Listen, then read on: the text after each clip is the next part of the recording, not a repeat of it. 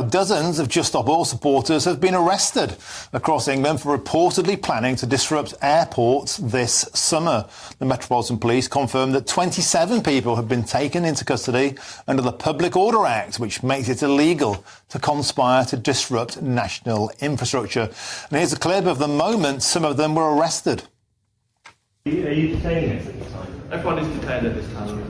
At the moment in time is 1847 OK. I'm placing on for arrest for conspiracy or interference to infrastructure in the UK. OK? I've come here for food. You don't have to say anything, but it may not be offensive if you're not mentioning question something which you make behind. If you do say, maybe get it. OK? Yeah. So, the grounds are that by taking part in the organisation of this event this evening, I suspect that you are taking part to cause serious disruption to UK airports. The politicians have failed us. They've failed us with the 1.5% that's supposed to degrees that's supposed to keep us safe. Good luck, everybody. Hi, so my name's Daniel. I'm being arrested. I'm not really sure why. I'm at my parents' house right now. I was just here in London visiting my parents. I think I've been told I'm under arrest for conspiracy to commit a public nuisance. Well, this is what happens when you resist the British state. Well, they certainly just stopped the soup, and I'm joined now in the studio by Just Stop Oil spokesperson Dr. Kush Naker. Thanks for joining us, Dr. Naker. So, on the one hand, people would say, good on them. This is proactive policing. Just Stop Oil have no right to angle grind their way into airports, disrupt the travel plans of thousands, and that could give ideas to terrorists, so they should have been arrested. But what you need to look at is the actual laws and powers that the police have used in arresting these people. Is actually a law that was passed just last year saying that it's a criminal offence and you can be sent up to 12 months in prison for attempting to interfere with key national infrastructure.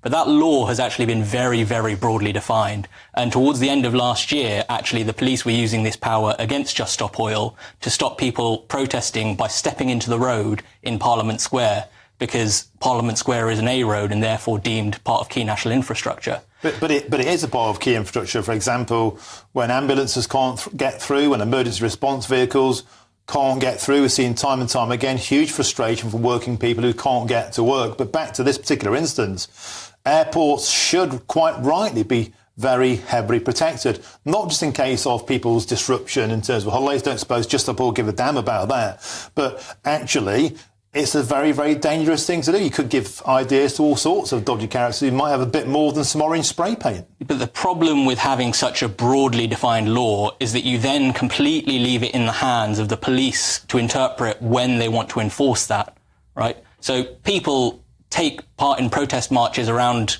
Parliament Square all of the time, and they're not all being arrested under Section 7 of the Public Order Act. Yeah, but that's because when they Just get Stop permission. Oil, But they get permission for those marches and apply for a licence and tell the police. That's a separate thing altogether. When you're angle grinding through a fence and getting onto a runway, that's a completely different matter. And these laws actually, Kush, were brought in to stop Just Stop Oil because the police were standing off and soft-soaping you with tea and sympathy for months and months and months. They had to change the law to actually Just Stop Oil. OK, well, if you're worried about the disruption to national infrastructure, then actually have a listen to what David Attenborough said when he spoke to the UN Security Council just ahead of when UK was hosting the COP. He described that the effect of extracting and burning oil and gas is the biggest threat to our national security. But how will stopping people getting to Magaluf for 7 days holiday have anything to do with that? But what you need to realise is that if we've got these laws that say that we're meant to protect national infrastructure from interference,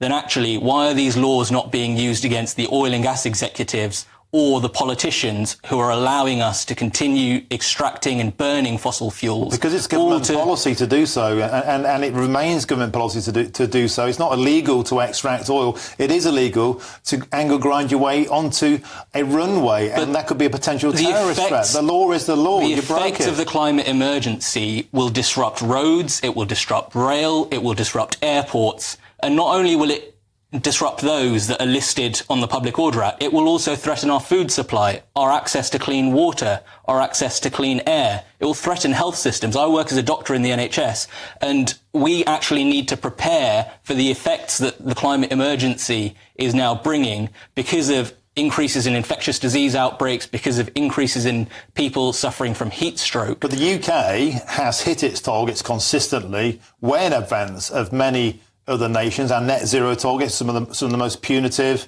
in the Western world. Why don't you go and protest in China?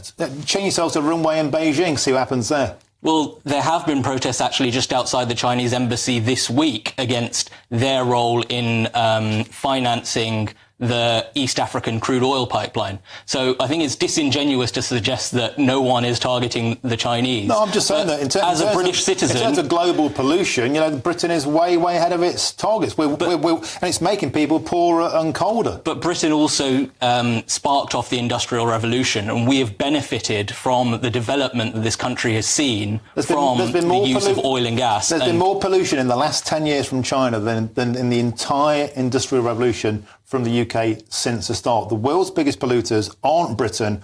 I put it to you again, why don't you go and protest in countries like China or Saudi Arabia or Qatar? We know why, because they just bang you straight up in jail, and that's what's happening in Britain, and now you don't like it. But isn't that terrifying to you, the fact that protesters, even in this country, are being treated just as they would in these other authoritarian regimes? What happened to freedom of speech in this country? What happened to democracy? Because the police can selectively use these powers to shut down protests before they even begin. It's now reaching the territory where it's becoming a thought crime to even take part in a protest that the government doesn't like. Because that's what this means, is that if the government doesn't like your protest, they can come along and send the police to arrest you. Or you could say that Just Stop Oil activists said that what they did at Stansted, where they got the wrong Taylor Swift jet, by the way, they said that was a taste of things to come, a summer of chaos. That was your own words. That was leaked out. So you've been hung by your own petard. This is simply acting on intelligence and cutting out a threat to national security. But taking disruptive action has been shown throughout history to be effective in creating large societal change at the rate that we need it right now. Do you think you're winning the cause of public opinion? Because I don't.